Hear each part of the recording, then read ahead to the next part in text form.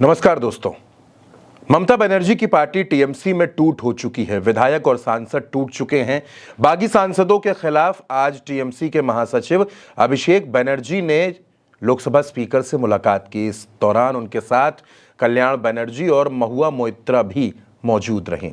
अभिषेक बनर्जी ने लोकसभा के स्पीकर से मुलाकात की और उन्होंने ये शिकायत वहां पर दर्ज कराई कि जिन सांसदों ने बगावत की है वो एक अलग पार्टी में शामिल हुए हैं, एनसीपीआई में शामिल हुए हैं। चुने जाने के महज 2 साल के भीतर उन्होंने ऐसा किया है, इसलिए इनके खिलाफ कार्रवाई होनी चाहिए, इनकी सदस्यता खत्म की जानी चाहिए। अभिषेक बनर्जी ने यह कहा कि ये लोग 2024 में एक पार्टी के सिंबल पर चुनाव लड़ते हैं, जनता का विश्वास इनको हासिल होता है और जीतने के बाद महज 2 साल के भीतर इनकी अंतरात्मा मर जाती है, ये दूसरे दल में चले जाते हैं, एक अलग गुट में चले जाते हैं। दोस्तों, आप जानते हैं कि ममता बनर्जी की पार्टी के 20 सांसद बगावत कर चुके हैं। उन सभी ने बगावत करके एक दूसरे पार्टी में, एनसीपीआई जिसका नाम है, उसमें वो सब चले गए और इन्हीं सांसदों में से एक सांसद काकोली घोष दस्तीदार अब एनसीपीआई की नई अध्यक्ष बन चुकी हैं। अभिषेक बनर्जी ने कहा कि संविधान के मुताबिक इन सांसदों को अब संसद का सदस्य रहने का कोई भी अधिकार नहीं है, क्योंकि इनमें से ज्यादातर सांसद ऐसे हैं जो तमाम जांच एजेंसियों के दबाव में, डरने से और तमाम वजहों से गए हैं। उसके सारे सबूत हमारे पास हैं। अभिषेक बनर्जी ने काफी देर तक लोकसभा स्पीकर के साथ चर्चा की और इसके बाद वो वहां से बाहर आए। दरअसल पश्चिम बंगाल में जो कुछ हुआ दोस्तों, वो आप अच्छी तरह से जानते हैं। ममता बनर्जी की पार्टी में जो टूट हुई, सबसे पहले विधायक टूटे थे। विधायकों ने अपना एक बागी गुट बनाया था और उसके बाद सांसदों ने बगावत कर दी। यह संख्या 20 के आसपास है। पश्चिम बंगाल में ममता बनर्जी के पास लोकसभा के 28 सांसद थे, जिनमें से 20 ने बगावत की और राज्यसभा में भी जो राज्यसभा सांसद हैं, जिनकी संख्या 13 थी, उनमें से भी कई लोग इस्तीफा दे चुके हैं। यानी पश्चिम बंगाल में जो राजनीतिक घटनाक्रम चल रहा है वो ममता बनर्जी के लिए ठीक नहीं है। ऋतुव्रत बनर्जी, जिन्होंने विधायकों की बगावत की अगुवाई की थी, वो विधानसभा में नेता प्रतिपक्ष बन चुके हैं। ममता बनर्जी ने उस फैसले को कोर्ट में चैलेंज किया, लेकिन वहां से भी ममता बनर्जी को निराशा ही मिली।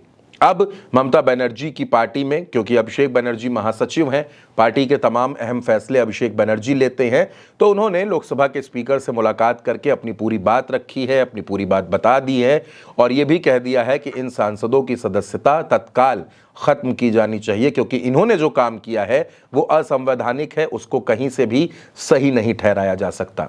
दोस्तों, टीएमसी में तमाम वो सांसद जो राज्यसभा में रहे हों, लोकसभा में रहे हों, उन सभी ने अभिषेक बनर्जी पर बड़े आरोप लगाए थे। उन्होंने ये आरोप लगाए थे कि अभिषेक बनर्जी पार्टी में मनमानी करते हैं, अपने फैसलों के आगे वो किसी की सुनते नहीं हैं और ममता बनर्जी भी उनकी बात को नजरअंदाज नहीं करती हैं। जो अभिषेक बनर्जी कहते हैं पार्टी में वही होता है। अभिषेक बनर्जी का रवैया कार्यकर्ताओं और नेताओं के प्रति काफी खराब रहा है और यही वजह है कि हम पश्चिम बंगाल का चुनाव हार गए। दोस्तों, ममता बनर्जी 2011 में जीतती हैं, 16 में जीतती हैं, 21 में जीतती हैं, 3 बार सरकार बनाती हैं, मुख्यमंत्री बनती हैं, लेकिन 2026 के चुनाव में ममता बनर्जी की पार्टी को हार मिलती है। ममता बनर्जी सत्ता से बाहर हो जाती हैं और सत्ता से बाहर होते ही आज की तारीख में ममता बनर्जी की पार्टी की स्थिति क्या है वो आप खुद देख सकते हैं। पार्टी के नाम और सिंबल तक पर खतरा मंडरा रहा है। ममता बनर्जी के सामने बड़ी चुनौती है कि वो कैसे अपनी इस पार्टी को संभालें, कैसे पार्टी को बचाएं और कैसे इसको नए सिरे से खड़ा किया जाए। ममता बनर्जी ने जिन पर बहुत ज्यादा विश्वास किया, चाहे वो काकोली रही हों, सायोनी घोष रही हों, उन सभी ने ममता बनर्जी को धोखा दे दिया। आज की तारीख में ममता बनर्जी अकेली पड़ चुकी हैं। ममता बनर्जी चुनाव हारी थी, लेकिन हार से उनके हौसले उतने नहीं टूटे थे जितने हौसले इन बागियों की बगावत ने तोड़ दिए हैं। अब आने वाले वक्त में लोकसभा स्पीकर क्या फैसला लेते हैं, इन सदस्यों की सदस्यता बरकरार रहती है या फिर नहीं, ये एक बड़ा सवाल है। लेकिन दोस्तों, आप जानते हैं कि ये जो सांसद हैं, जो एनसीपीआई में गए जरूर हैं, लेकिन इन्होंने बिना किसी शर्त एनडीए को अपना समर्थन दिया है। अब ऐसे में आगे क्या होगा उसका अंदाजा आप खुद लगा सकते हैं। फिलहाल इस खबर में मेरे साथ इतना ही। आप अपनी राय कमेंट बॉक्स में हमें जरूर बताइएगा। नमस्कार।